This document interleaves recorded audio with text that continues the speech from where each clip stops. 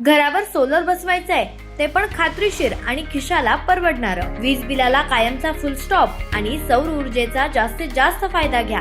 दर्जेदार solar system, योग्य दरात आणि विश्वासार्ह सेवेसाठी राजमाता जिजाऊ एंटरप्राइजेस. संपर्क 7219 5277 79 9067 75 15 75. जामखेड तालुक्यात दूध भेसळीच्या रसायन विक्री प्रकरणात ताब्यात घेतलेला मुख्य सूत्रधार समीर शेख याने अखेर तोंड उघडलं. स्थानिक गुन्हे शाखेने केलेल्या तपासात राहुरीसह जिल्ह्यात दूध भेसळीसाठी रसायन तसेच पावडर खरेदी करणारे आणि विकणाऱ्या मोठ्या रॅकेटचा पर्दाफाश होणार आहे. त्यामुळे लवकरच राहुरी, नेवासा, श्रीरामपूर तालुक्यातही धरपकड सुरू झालेली पाहायला मिळणार असल्याचं समजतंय. याबाबत समजलेली माहिती अशी की समीर शेख याची पोलिसांनी कसून चौकशी केल्यानंतर संबंधित संशयिताने दूध भेसळीसाठी वापरल्या जाणाऱ्या रसायनांची विक्री व पुरवठा साखळीबाबत माहिती दिल्याचं समजतंय.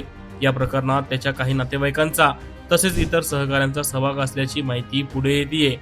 राहुरी शहर, उमरे, टाकळीमिया, देवळाली, प्रवरा आणि जिल्ह्यातील इतर काही गावांमध्ये भेसळीच्या रसायनांचा पुरवठा झाल्याची प्राथमिक माहिती चौकशीतून समोर आली आहे. त्यामुळे या रॅकेटची व्याप्ती अधिक मोठी असण्याची शक्यता आहे.